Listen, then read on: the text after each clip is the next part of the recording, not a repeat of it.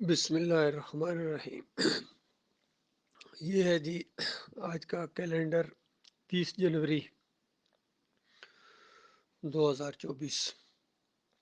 یہ آج کا کیلنڈر ہے اور ایمان والوں کو ایک پیغام دے رہا ہے۔ 18 رجب ہے یہ، اور ایمان والوں کو کہا جا رہا ہے کہ کیا ایمان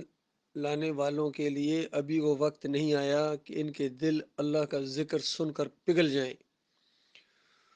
اور جو قرآن ہم نے نازل کیا ہے وہ اس کے سامنے جھک جائیں۔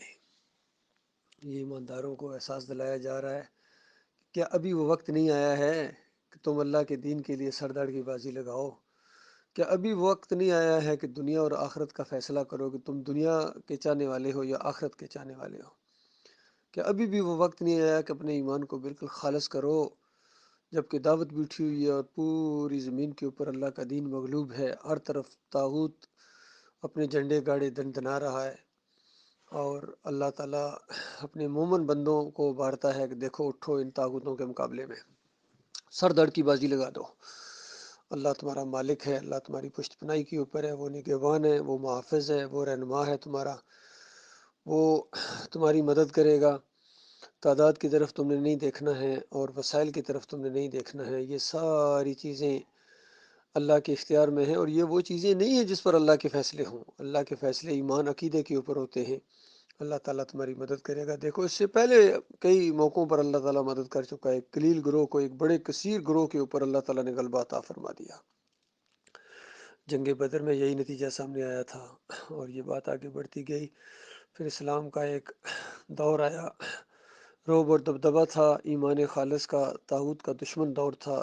رد شرک کرتے تھے اور توحید اپنائے ہوئے تھے۔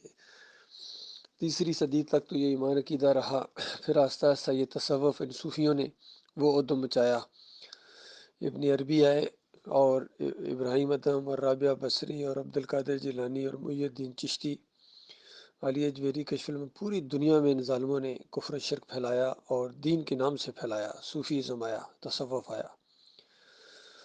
اور پھر دوسرا وار شیطان کا یہ ہوا اس امت کے اوپر کہ احمد بن حنبل کے ذریعے عود روح فی القبر کا عقیدہ یہ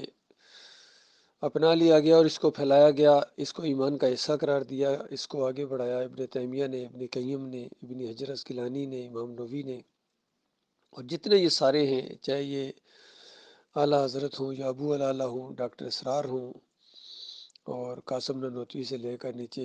محمود الحسن، شبیر احمد عثمانی، انہوں نے تو ایسی تفسیر کی کہ پہلے صفحے کے اوپر شرک کا انجیکشن دیا امت مسلمہ کو، کہ اللہ کے بندوں کو پکارنا کہتے ہیں اللہ ہی کو پکارنا۔ یہ شبیر احمد عثمانی صاحب اور محمود الحسن صاحب لکھ رہے ہیں۔ یہ تفسیر عرصہ دراز تک سعودی عرب شاہ فہد کی طرف سے امت مسلمہ کو تحفے کے طور پر دی جاتی رہی اور آج بھی پھیلائی جا رہی ہے۔ تقی عثمانی نے آ کے اس کو بہترین پرنٹنگ کے ساتھ اسی شرک اور کفر کو قائم رکھا، اور ابھی بھی یہ سارے ان کے مدرسوں کے اندر پڑھائی جاتی ہے، اور کوئی اس کے اوپر انگلی اٹھانے کے لیے تیار نہیں ہے۔ تو بتاؤ، جب دین کے محافظ خود دین کو لوٹ لے، وہ محافظ جو اپنی گھر کو لوٹ لے، وہ باڑ جو اپنی کھیتی کو کھا جائے، وہ معالج اور وہ حکیم، وہ ڈاکٹر جو اپنے مریض کو خود شرک کا انجیکشن دے، بتاؤ اس قوم کا کیا بنے گا؟ اللہ کے فضل و کرم سے پھر یہ دعوت اٹھی اس صدی کے اندر، 20ویں صدی کے اندر، ڈاکٹر مسعود الدین عثمانی رحمۃ اللہ علیہ کے ذریعے لا حکم لا واحد کی، کہ لوگوں اپنے مالک اور خالق کو پہچانو، یہ تمہارا اصل مسئلہ ہے، اور جب تک تم ایمان خالص نہ کرو، اور جنہوں نے ایمان کے اندر بگاڑ پیدا کیا ہے، چھوٹے اور بڑے کا لحاظ کیے بغیر، کسی پر چوٹ لگے، کوئی ناراض ہو، اللہ کی بات کو سامنے لاؤ اور ان کو پیچھے ہٹاؤ، جن کا روب چھایا ہوا ہے انسانوں کے اوپر، ان گدھوں کے اوپر کتابیں لدی ہوئی ہیں، یہ وہ دنیا دار ہیں جن کی رال ٹپکتی ہے۔ سورہ راف کے اندر ان کی مثال کتے کی دی گئی، اور سورہ الجمعہ کے اندر گدھے کے ساتھ تشبیہ دی گئی۔ وہ علماء جو دنیا کی طرف جھک پڑے، دین کو پیشہ بنائیں، نماز پڑھانے کے پیسے، اذان دینے کے پیسے، مدرسے چلاتے ہیں، وہاں کفر و شرک پھیلاتے ہیں اور اس کی بھی اجرت وصول کرتے ہیں، دنیا کی طرف جھک پڑے۔ ان کا معبود پھر دنیا میں ہوتا ہے،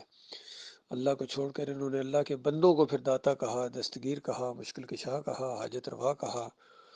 واسطے وسیلے دیے، اور ان کے رکوع اور سجدے ثابت کرنے شروع ہو گئے یہ مشرک مفسرین، انہوں نے اتنا بڑا ظلم ہوا ہے جو توحید کے نام پر یہ اٹھے تھے۔ یہ محمد حنیف نے تفسیر لکھی دعوت القرآن کے نام سے، اندازہ لگائے کتنا زبردست نام ہے دعوت القرآن کو۔ یہ بتایا جا رہا ہے کہ پورے قرآن کی دعوت یہ ہے، اور اس میں ظالم نے شرک کا انجیکشن دے دیا۔ سورہ یوسف کی جو 100 نمبر آیت کی تشریح کی، اور 1175 صفحے کے اوپر اس نے لکھ دیا کہ سارا خاندان یوسف علیہ السلام کے سامنے بے اختیار سجدے میں گر گیا، بے اختیار سجدہ ریز ہو گیا۔ اور ظالموں، یہ سجدہ اللہ کا حق ہے، سارے انبیاء اللہ کو سجدہ کیا کرتے تھے، کسی نے بھی ایک دوسرے کو سجدے نہیں کیے ہیں۔ یہ سجدہ تعظیمی یہ مشرکوں کی ایجاد ہے، اللہ تعالیٰ نے اس کی کوئی گنجائش نہیں رکھی ہے، خارج از امکان ہے۔ یہ پہلے یہ انہوں نے لکھا تھا 17 نمبر اللہ کے اندر کہ یہ خارج از امکان ہے، اور اب ان کا عین ایمان بن گیا ہے، کفر و شرک انہوں نے پھیلایا ہے۔ بہرحال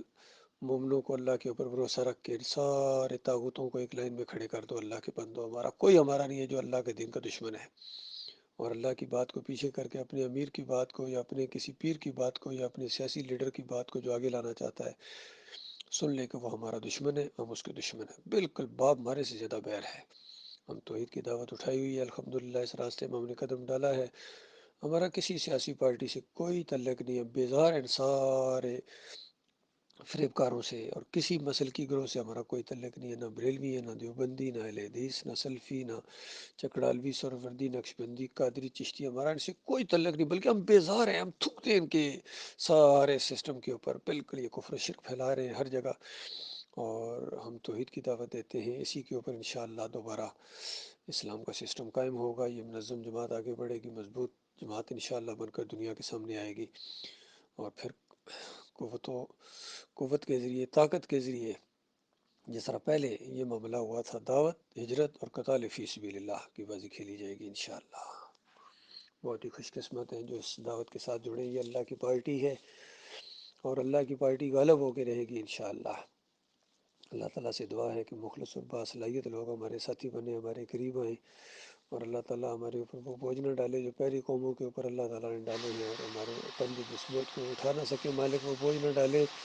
اور اللہ تعالیٰ ہمیں سارے کافروں کے اوپر، مشرکوں کے اوپر، مرتدین کے اوپر، باغیوں کے اوپر، فریب کاروں کے اوپر اللہ تعالیٰ ہمیں غلبہ عطا فرمائے، آمین یا رب العالمین۔